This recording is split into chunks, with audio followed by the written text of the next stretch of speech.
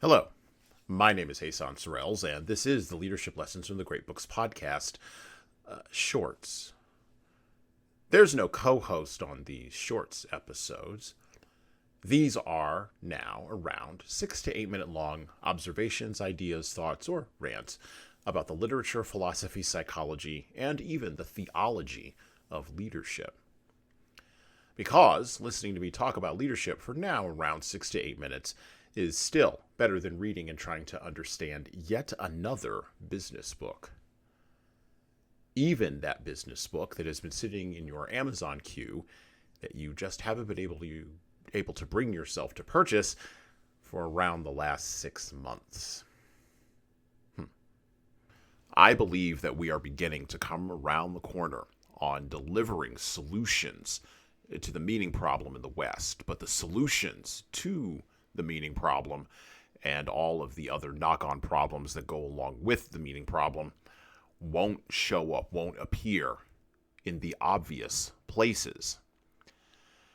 We have talked extensively about the meaning problem on this podcast as it relates specifically to leadership and generally to the overall health of the Western world, particularly the United States. We have mentioned that the problem stems from the impact of long Nietzschean nihilism and secular atheistic spiritual posturing toward the God-given glory of humanity. We have noted the presence of technology and the ways in which the internet connects us via social media, but also serves to divide us via consumerism, content, and clicks. We have raised the warning about the large language algorithms that people euphemistically call artificial intelligence, not because such algorithms will take over the world. The golem the secular atheist technologists are building can't overcome its maker, rest assured, but because its maker is seeking to arrogantly become a god in his own time. We have marked and noted the Tower of Babel moments that are sure to occur, and we have documented the books that a leader must read, both now and in the future, from Milton and Shakespeare to Dostoevsky and Didion, to get their minds and hearts right about leadership during these critical and fragile junctures. We've done all this on this podcast and on other shows, and we will continue to do so well into the future. But it is time to note, as we have briefly noted earlier in the year on several of these episodes, that the zeitgeist around Western collapse, the appearing inevitability of transhuman change and merging, and the decline in competence among the young, those bereft of meaning, and the ever-present inattentive individuals, has begun to shift away from the precipice of moral and cultural cliffs. At least we believe it's begun to shift away imperceptibly in the United States. How can we be so confident that this almost, as we said already, imperceptible shift is occurring?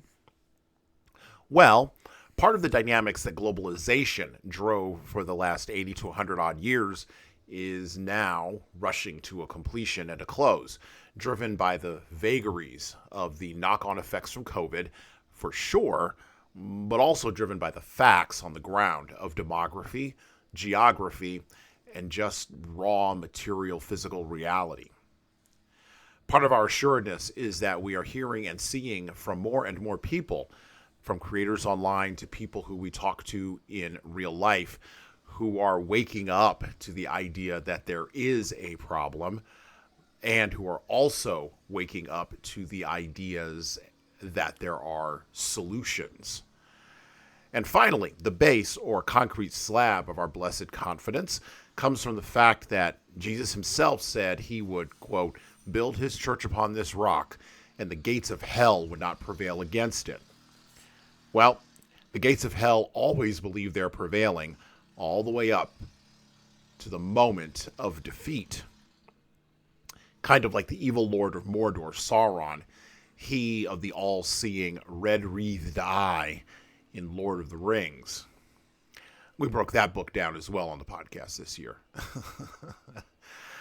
At a more material level, we are seeing actual material action, of course, by individuals and small groups, moving forward practical proposals for solutions to the current spiritual, moral, ethical, and even philosophical crises the West is faced with. You may never have personally heard of the development of parallel economies, back to the land movements, homesteading.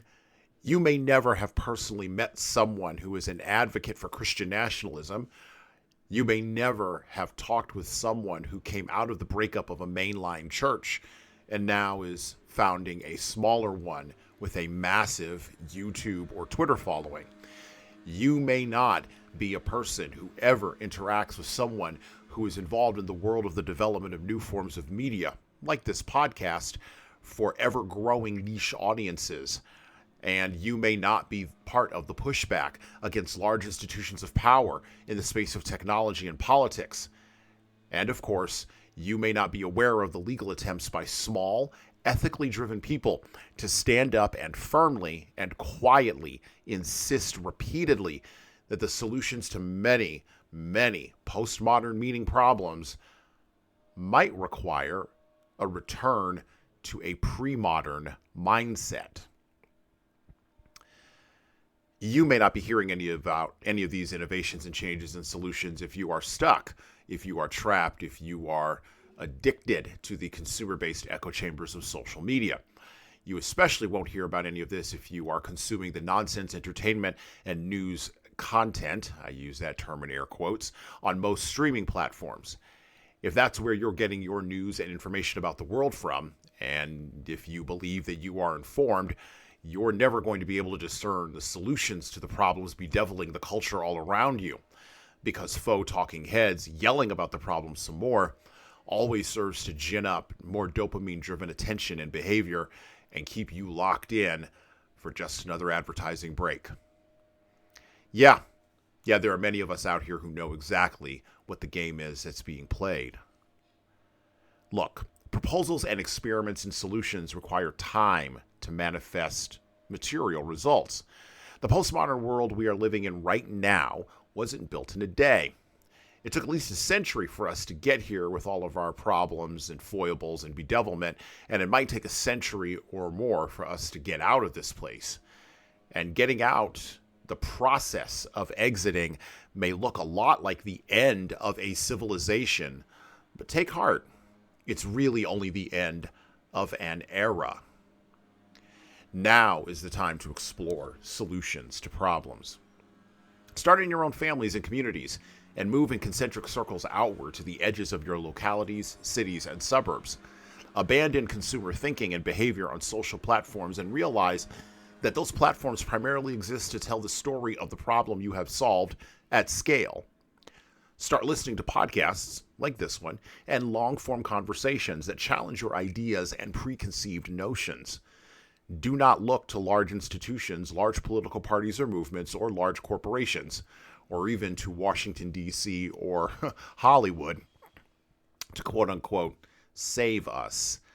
They are always behind the curve, late to the party, and seeking easy shortcuts. Instead, the solutions to the problems we have lie not in talking more and more about the problem itself. That's just feeding more worship to the idols of anxiety, fear, and worry. But instead, the solutions to the problems we have lie in exploring common sense solutions that will seem radical to the ears of people who have long abandoned common sense in favor of the dopamine-driven machine. But don't worry. Many of those people to whom you will have to deliver solutions,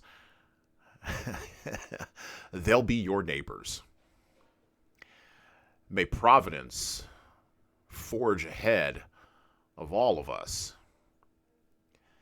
And well, that's it for me. Thank you for listening and subscribing to the Leadership Lessons from the Great Books podcast.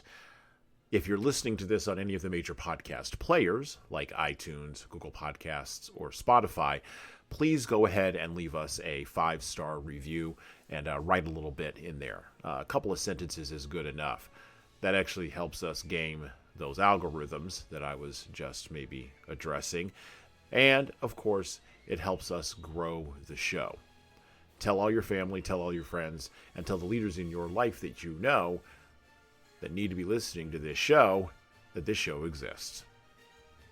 By the way, if you want to get started on the leadership path yourself, or you know some people who need to go on the leadership path, HSCT Publishing, the home company of Leadership Toolbox and Leadership Lessons from the Great Books podcast, can help you and your team do that. So check out our training webinars, coaching services, and more at leadershiptoolbox.us. We are remote, we're live, we're in person, we're on video, and we've got leadership development solutions for your civic group, nonprofit staff, public sector staff, or even your private sector leaders. And of course, you're going to want to check out our video-based subscription service at leadingkeys.com. That's leadingkeys.com for leadership development on demand. You don't like videos, you don't like training, but you really like the podcast? Well, I would also recommend reading a book. Matter of fact, I'd recommend reading my most recent book, 12 Rules for Leaders, The Foundation of Intentional Leadership. You can get that in paperback, hardcover, or as an ebook on Amazon, Barnes & Noble, Kobo, Ingram Spark, and any other place that you order books online. Finally, of course, we're on YouTube just like everybody else is. We'd love to have you help us grow the YouTube channel, so like and subscribe to the video version of this podcast on the HSCT Publishing channel on YouTube. Just search for HSCT Publishing, or you can search for Leadership Toolbox and hit the subscribe button.